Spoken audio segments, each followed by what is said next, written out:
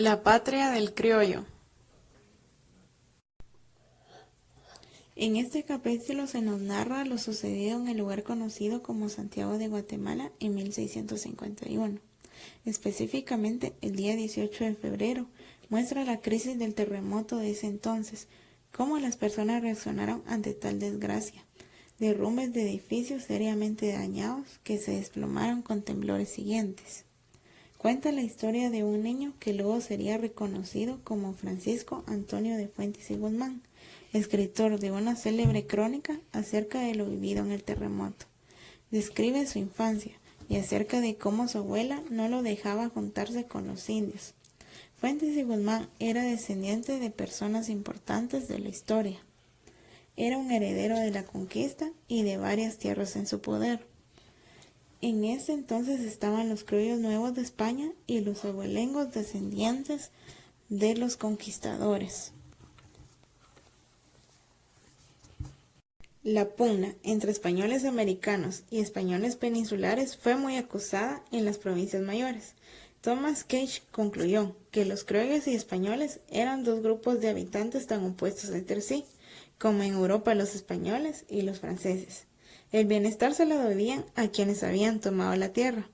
Sin embargo, la gratitud no fue la única causa de idealización de Pedro de Alvarado. Los avisos y las embajadas que enviaba a los indios antes de hacerles guerra justificaban la violación hacia ellos. La monarquía desarrolló dos instituciones: uno, la encomienda, y dos, el repartimiento. La voz que defendió a los indios fue el emperador Carlos V, con las leyes nuevas junto a Fray Bartolomé. En Guatemala, el tráfico de esclavos fue reducido a comparación con otras provincias.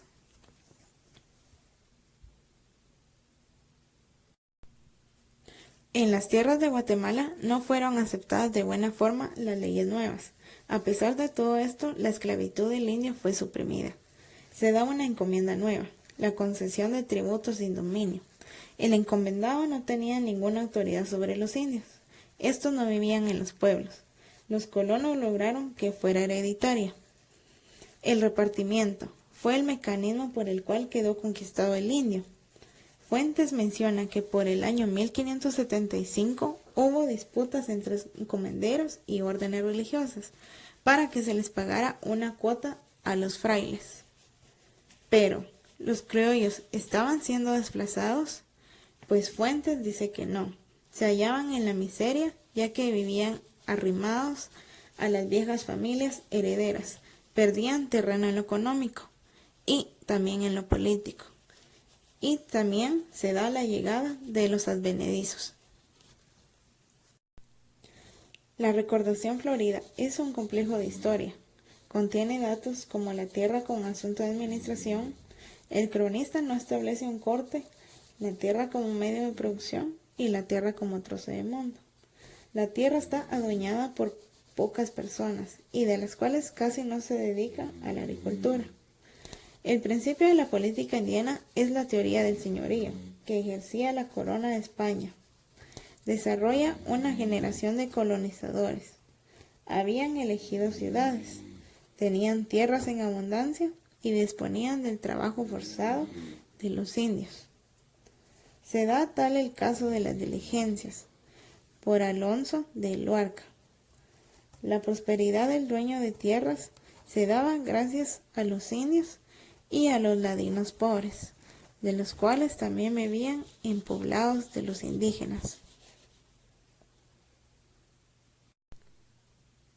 Se da la jerarquía de clases frente al indio. Familias criollas, unas con fortuna, y el indio humillado, cansado y explotado, quien es el centro de la vida en este tiempo. Su gran interés por la conquista, Fuentes y Guzmán asume una actitud favorable. Los indígenas no adoptaron plena y exclusivamente las creencias religiosas, las combinaban con creencias suyas. De esta manera, el indio aceptaba la religión de manera hipócrita, pero Fuentes siempre le resta valor al indio. Pero el indio presenta sus quejas para suprimir el trabajo, pero no se acepta, ya que el indio tiene prejuicios. pues decían que estos eran desconfiados, maliciosos y rechazaban los beneficios. Y la realidad solo nos dice, pobre los indios cuando confían. Las capas medias conformaron la tercera parte de la población al llegar la colonia a su fin.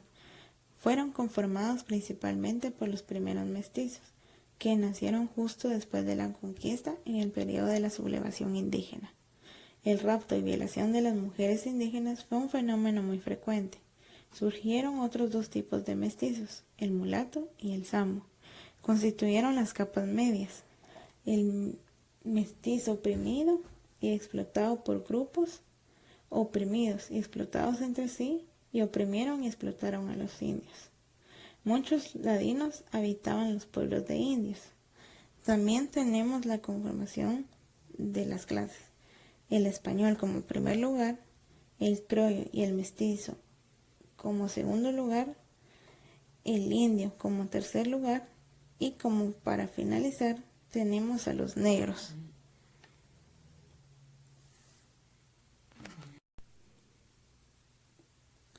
La colonia se basaba en el trabajo de los indígenas y en los pueblos cercanos a la ciudad.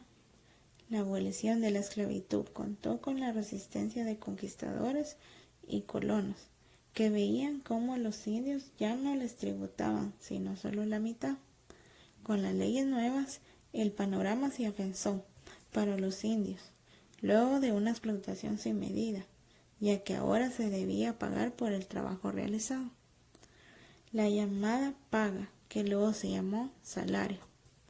Los defensores, los jueces, supervisaban que todo se hiciera, y los indios se hicieron conscientes de los cambios positivos para ellos. Se inició la fundación de pueblos de nativos. El cambio de leyes permitió un tipo de explotación para beneficio del rey. La colonia fue la formación y consolidación de una estructura social que no ha sido revolucionada todavía. Justamente el hecho de que la mitad de los guatemaltecos son todavía indios constituye el más voluminoso elemento de juicio para afirmar que la realidad colonial pervive en nosotros. La sociedad española nunca dominó a ninguna colonia española, debido a que éstas no obtuvieron ningún provecho del imperio. Los complejos culturales de las distintas clases y capas de la sociedad en Guatemala presentan elementos fundamentales y predominantes de la cultura española. Para ello, se reconoce que las capas y clases empezaron en la época colonial y han perdurado, usando la cultura como un elemento dominador y no de regalo para los aborígenes. Fuentes y Guzmán nos dejan ver la trama colonial y social de Guatemala en el siglo XVII.